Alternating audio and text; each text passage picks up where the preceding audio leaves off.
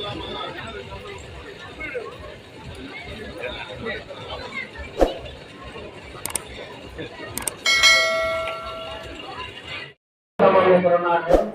వాళ్ళు పేరెంట్స్ ఎవరన్నా ఉంటే పేరెంట్స్ సంబంధం దగ్గరికి రావాలి. 4 సంవత్సరాల బాబు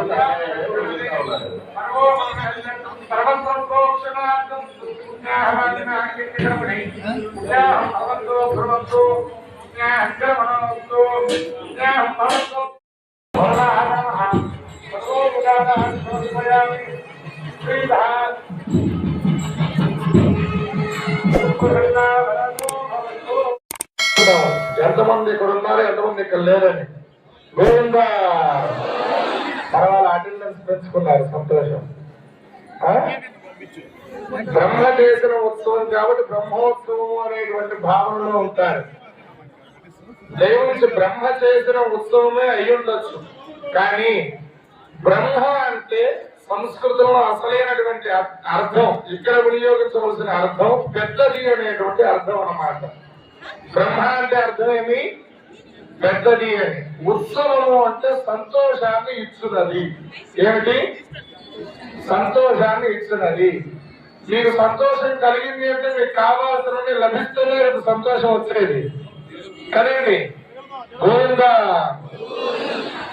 కాబట్టి భగవంతుని ప్రార్థించడం ద్వారా శుభ మార్గమున మన కామ్యమును సిద్ధించుకోవచ్చును.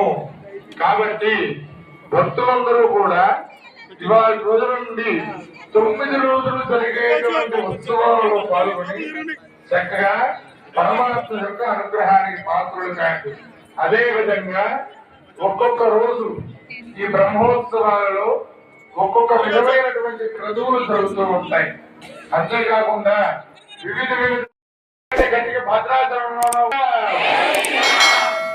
గట్టిగా పలకొచ్చు. జై శ్రీరామ్. చాలా సంతోషం. హారతిస్తారు, నమస్కరించాల్సింది.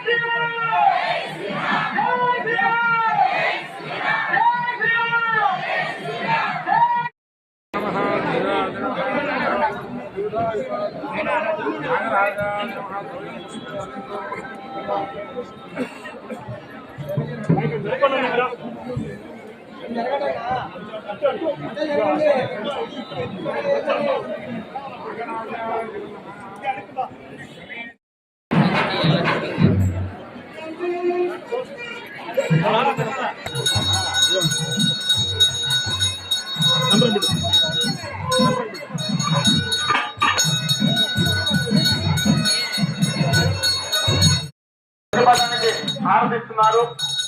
అందరూ కూడా రామనామ జపాన్ని జపించండి.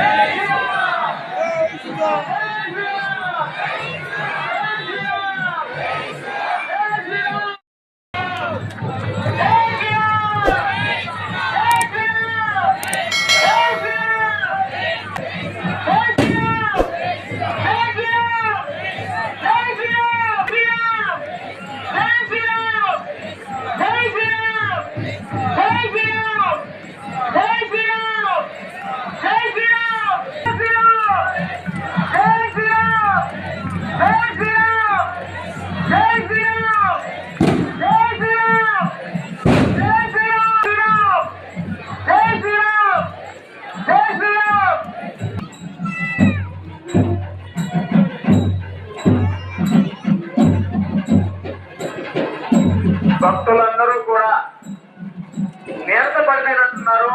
అందరూ జై శ్రీరామ్ అని పలకండి. మైక్ లో చెప్తే నా జై శ్రీరామ్ అని పలికేది. చప్పట్లు కొట్టండి, జై శ్రీరామ్ అని పలకండి.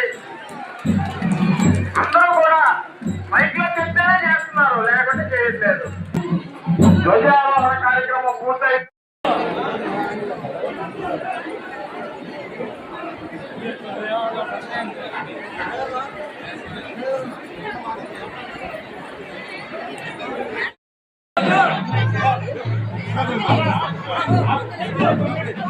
అరుణ్